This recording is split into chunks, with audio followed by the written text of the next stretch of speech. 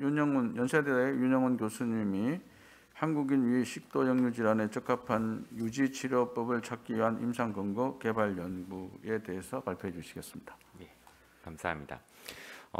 본 연구의 총괄 책임자는 아주대 소화기내과 이광재 교수님이신데 건강상의 이유로 발표가 지금 어려워서 같이 연구에 참여하고 있는 제2세부 책임자로서 발표드리도록 하겠습니다.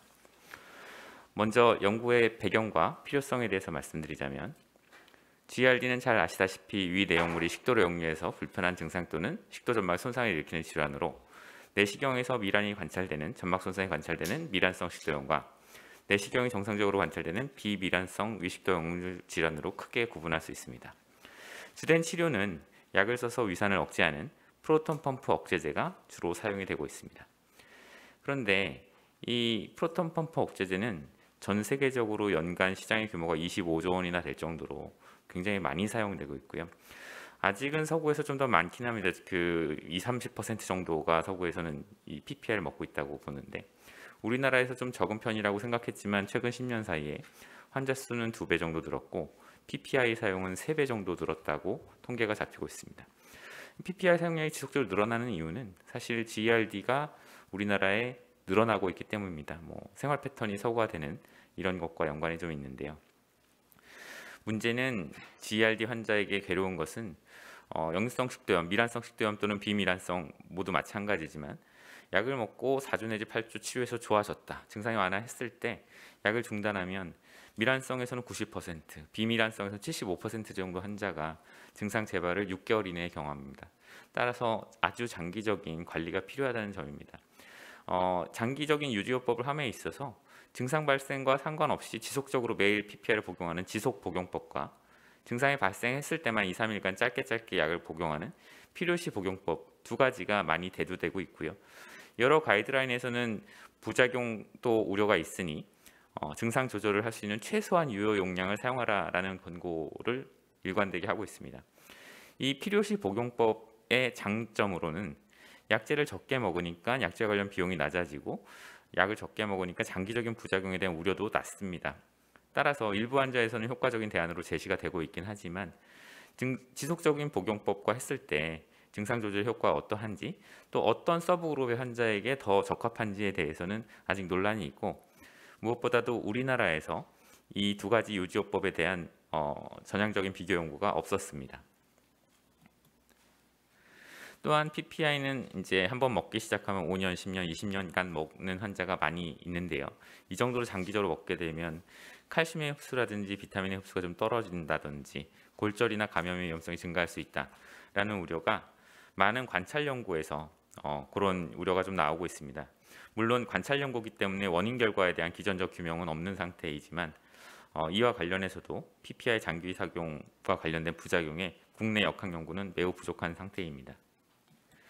따라서 본 연구가 목표한 것은 위식도 역류 질환의 유지요법을 필요시 요법과 지속요법을 전향적인 다기관 비교 임상시험으로 비교를 해서 1세부 과제로 하고 PPI가 실제로 어떻게 처방되고 있고 환자의 선호도는 어떠한지를 결과를 도출하는 것을 단면적인 설문조사 연구로 2세부에서 맡고 3세부에서 메타 분석과 빅데이터 분석을 통해서 이 유지요법에 대한 그 메타 분석을 하나 하고 빅데이터 분석을 통해서 장기 유지요법의 부작용을 보고 또 1세부에서 이루어진 임상시험의 그 비용 효과 분석을 같이 통해서 최종적으로는 국내 환자에 적합한 위식도 역류 질환 유지요법의 권고안을 제시하는 것을 목표로 삼았습니다.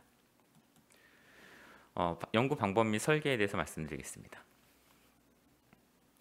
일단 1세부 과제의 임상시험을 디자인함에 있어서 기존의 선행 연구를 좀 리뷰를 하여 보았을 때 지속 복용법과 필요시 복용법을 비교한 그 기존의 선행 연구 몇 가지를 살펴보면 그 결과가 조금 일관되진 않습니다. 필요시 복용법이 더 좋았다는 결과와 지속 복용법이 더 좋았다는 결과도 있고 차이가 없다는 보고도 있습니다. 대상 환자가 어떠했느냐 또 사용한 약물이 어떠했느냐에 따라 조금씩 결과가 차이가 있는데요.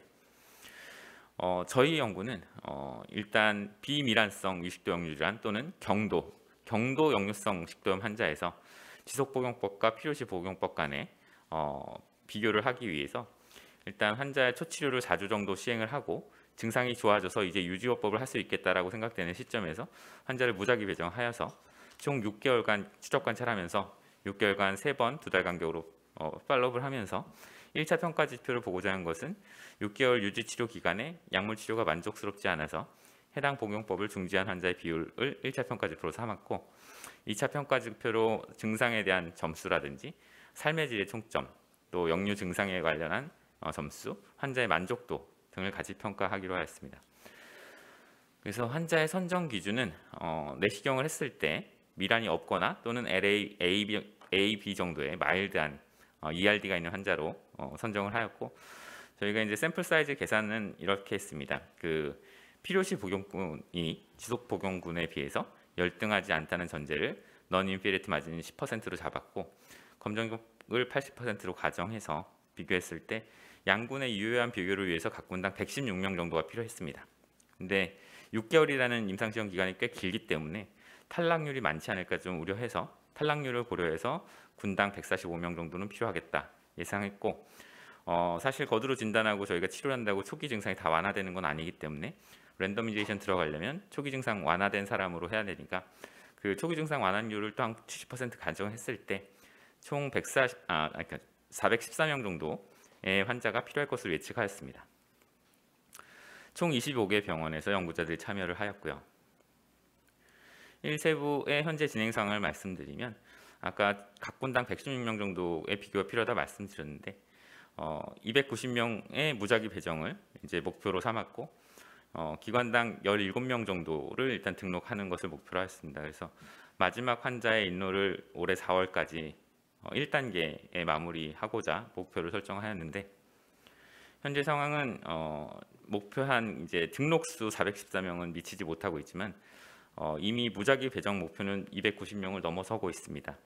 이게 무작위 배정이 빨리 좀 채워진 이유는 저희가 초기 증상 완화율을 70% 정도로 예측하고 샘플 사이즈를 계획을 했는데 증상 완화율이 이번 임상시험 참여한 환자들의 보니까 82% 정도 나오고 있습니다. 그래서 예상보다 많은 환자들이 무작위 배정까지 진입을 할 수 있었고 추적 관찰 중에 탈락률도 저희가 예상했던 20%보다는 한참 적어서 굉장히 충분한 양군 간의 유효 환자 수를 이미 확보하고 있는 것으로 판단하고 있습니다.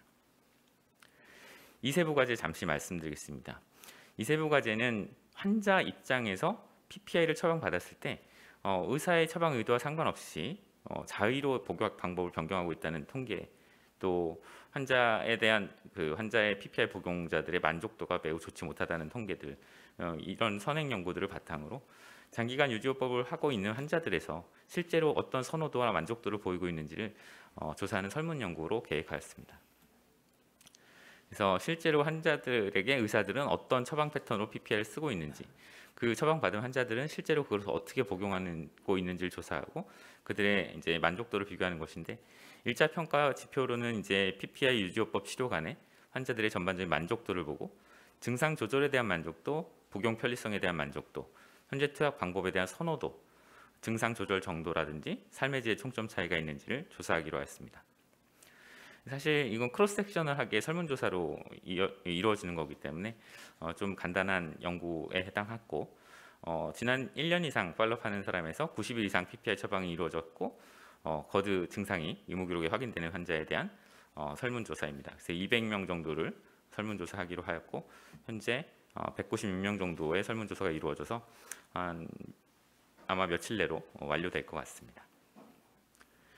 3세부 과제에 대해서 말씀드리면 일단 기존의 필요시 복용법과 지속 복용법에 대한 기존의 두 개의 메타 분석을 리뷰를 해보면 결과가 좀 컨트로버시가 있습니다. 그래서 어떤 복용법이 더 낫다라고 결론을 낼 수가 없고 본 연구진에 의한 선행 메타 분석 퍼블리시는 아직 안 했던 거지만 여기서도 조금 비밀환성에서는 필요시 복용법의 치료 중단율이 낮아서 더 좋다. 밀환성에서는 필요시 복용법의 치료 중단율이 좀 더 높게 나와서 지속 복용법이 나을 수 있다. 이런 예비 결과를 가지고 시작을 했고 문헌 고찰을 통해서 이제 메타 분석을 논문화하는 것과 PPI 장기 처방 현황에 대한 빅데이터 분석을 통해서 우리나라에서의 PPI 부작용에 대한 데이터를 얻는 것을 목표로 하였습니다. 3세부에서는 말씀드렸던 메타 분석을 시행을 했고 기존에 이제 퍼블리시된 논문들을 리뷰를 해서 메타 분석한 결과 필요시 복용법과 지속 복용법의 치료 실패에 대한 유의한 차이가 없다라는 것을 확인해서 논문으로 게재를 올해 하였습니다. PPI 장기 사용에 대한 그 빅데이터 분석은 지금 진행을 하고 있고 일단 아직 논문화는 아니지만 위암과 파킨슨병 발생에 영향이 있을 수 있다라는 좀 파킨슨병 같은 경우는 좀 새로운 파인딩이었습니다. 그래서 이것은 올해 미국 수학의학회 5월에 초록으로 발표할 예정입니다. 그리고 1세부 과제가 진행 중인데 그 1세부 과제에서 같이 비용 효과 분석을 위한 설문을 하고 있어서 그 비용 효과 분석을 진행하여 1세부 과제 논문에 반영할 예정입니다. 3세부 과제에서는 그 진료 지침 개발하는 것이 하나의 목표였는데 위식도 역류질환에 대한 가이드라인에 대한 전문가 합의 도출 공청회를 시행하였고 가이드라인 현재 영문으로 퍼블리시가 작년에 된 상태입니다. 공문으로도 이번에 새로 번역을 해서 학회 홈페이지, 페이스북, 트위터 등을 이용해서 보급하고 확산할 예정입니다. 저희 1세부, 2세부, 3세부 과제를 종합해서 말씀드리자면 1세부 과제는 가장 큰 메인 과제고 전향적인 비교 임상 시험입니다. 2세부 연구는 단면적인 선호도 조사 설문 연구입니다. 3세부는 메타 분석과 빅데이터 분석, 비용효과 분석을 통해서 최종적으로 최소 4개 이상의 논문을 계획을 하고 있습니다.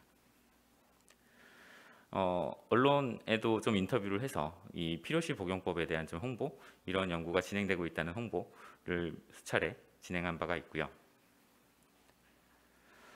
본 연구의 기대 효과라고 한다면 우리나라에서 적합한 위식도 역류질환의 유지요법을 제시를 하고 또 PPI 장기 사용과 관련된 우리나라의 부작용 데이터를 확보할 수 있다는 것을 기대할 수 있고 정책적인 측면에서는 사실 필요시 복용법도 괜찮다라는 결과를 저희 기대하고 있는 것이라서 PPI 오남용을 줄이는 데 기여를 할 수 있을 것 같고 비용효과 분석을 통해서 의료비 절감 효과를 기대해 볼 수 있겠습니다. 결과적으로는 환자 국민의 건강 증진 측면에서 환자 측면의 삶의 질에 도움이 되는 유지요법이 무엇인지를 제시하는 것을 목표로 하고 있습니다. 예, 이상 경청해 주셔서 감사합니다. 네, 좋은 발표 감사드립니다. 온라인 질문은 없어서 또 제가 좀 먼저 하나 질문을 드리면 코로나로 어려운 시기에 정량적으로는 많은 성과를 이루신 것 같은데 결국에는 이제 퀄리티 컨트롤이나 정성적인 그 평가도 중요한데 저희가 학회나 혹은 연구자 중심으로 하고 있는 연구라서 쉽지 않을 거로 예상이 되는데 어떻게 하고 계시는지 한번. 예, 일단 CRO를 쓰고 있습니다. 상당 그 연구비 중에 상당 수준을 CRO에 그 할애를 해서 지금 아주대에 있는 ARO라는 CRO 업체에서 모니터링을 상당히 아주 스트릭트하게 연구자들을 좀 괴롭히면서 꼬치꼬치 하고 있습니다. 그럼 연구비 5억이 모자라나요? 남나요? 절대 남을 것 같지는 않습니다. 예산 안에서 하려고 노력하고 있습니다.